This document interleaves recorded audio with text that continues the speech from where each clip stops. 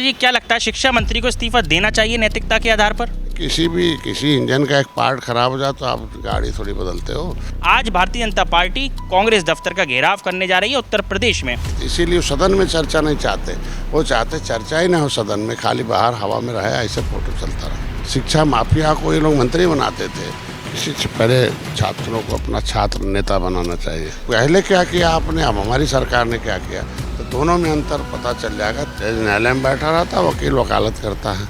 विभिन्न मुद्दों पर मेरे साथ बात करने के लिए मौजूद हैं उत्तर प्रदेश सरकार के कैबिनेट मंत्री डॉक्टर संजय निषाद जी। सर, बहुत बहुत स्वागत है सी न्यूज़ भारत में आपका।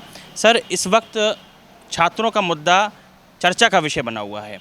लगातार जिस तरीके से छात्र प्रोटेस्ट कर रहे थे, मांग उठा रहे थे कि पर्चा लीक हो रहा है, धर्मेंद्र प्रधान को इस्तीफा देना चाहिए, शिक्षा मंत्री को इस्तीफा देना चाहिए, लेकिन वहीं सरकार की तरफ से कोई उनसे बात करने नहीं पहुंचता और पुलिस बर्बरता से लाठीचार्ज कर देती है। किस तरीके से देखते हैं सेक्शन? देखिए, किसी से पहले छात्रों को अपना छात्र नेता बनाना चाहिए। छात्र नेता का काम है प्रतिनिधित्व मंडल मिलना चाहिए। जब छात्र नेता राजनीति में आ जाएगा, तो अगर आप राजनीति के शिकार हैं तो राजनीतिक रूप से तो आप राजनीति के शिकार हैं। जिस तरीके से तमाम राजनीतिक दल अपना जो अलग अलग चुनाव लड़ते हैं अपना अपना फ़ोटो खिंचाने के लिए आ रहे हैं, तो बटुए जोगी मठ उजाड़ किससे सरकार बात करे? पहले बताइए आप। बात करने के लिए जो पार्टी थी उसको बुलाया था, सर्वदलीय बैठक हुई, तो सर्वदलीय बैठक में तो तय होता ना कि कार्य में कौन सा काम होगा। नहीं अगर मानती सरकार तो आप प्रोटेस्ट करते आज के दिन में। और हर डेली एक टाइम आवर होता है कि उसका समय होता कि जो स्थगन प्रस्ताव पारित करके देश हित में समाज हित में मुद्दे पर चर्चा कराई जाती है।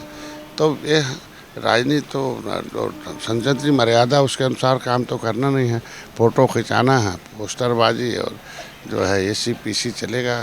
इसी के लिए तो जनता ने इनको इस काम दे रखा।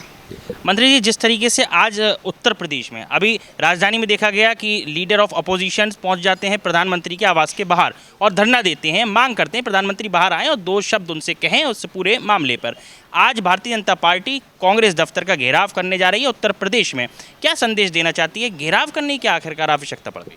देख, वकील और जज का एक रिश्ता है, और वो कहाँ का रिश्ता है? न्यायालय में। जज न्यायालय में बैठा रहता, वकील वकालत करता है।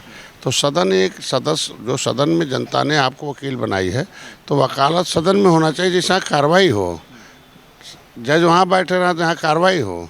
अब वकील फ़ोटो के आने मस्त रहे और जज के जाके घर बैठ जा कहने हमारी वकालत यहाँ चलेगी, तो ये वकालत थोड़ी होती। जो न्यायालय संसदीय मर्यादा संसदीय परंपरा है उसके अनुसार संसद में आवाज़ उठाएं, वहाँ कार्रवाई। ये लोग नहीं चाहते कि संसद में आवाज़ उठाए और परफेक्ट दूध का दूध पानी का पानी हो। ये दोष कहाँ से आए? उसमें आएगा विपक्ष भी उसमें शामिल हो जाएगा कि ज़्यादातर लोग विपक्ष ये जो जड़ें हैं भ्रष्टाचार की वो कब से हैं ये पता चल जाएगा।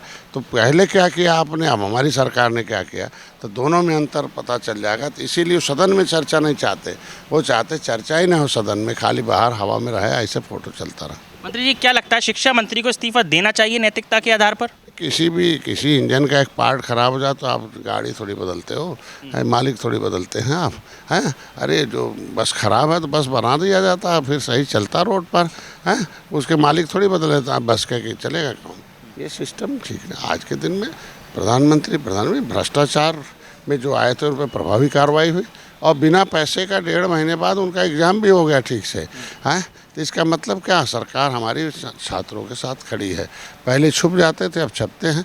पहले संरक्षण प्राप्त थे, अब सज़ा दिया जा रहा।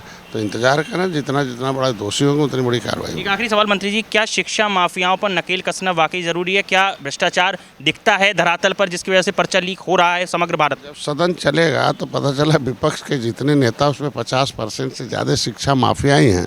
शिक्षा माफिया को ये लोग मंत्री बनाते थे। हमारे पास रिकॉर्ड भैया यहाँ सपा बसपा कांग्रेस का।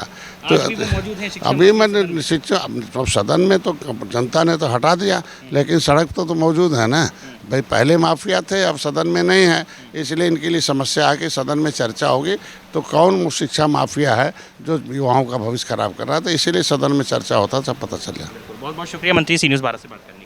आप थे हमारे साथ उत्तर प्रदेश के कद्दावर कैबिनेट मंत्री डॉक्टर संजय निषाद, जो बता रहे थे किस तरीके से समग्र भारत में जो आंदोलन हो रहा है वो कितना जायज़ है और कितना नाजायज़। कैमरामैन दीपक के साथ ऋषभ सक्सेना, सी न्यूज़ भारत, लखनऊ।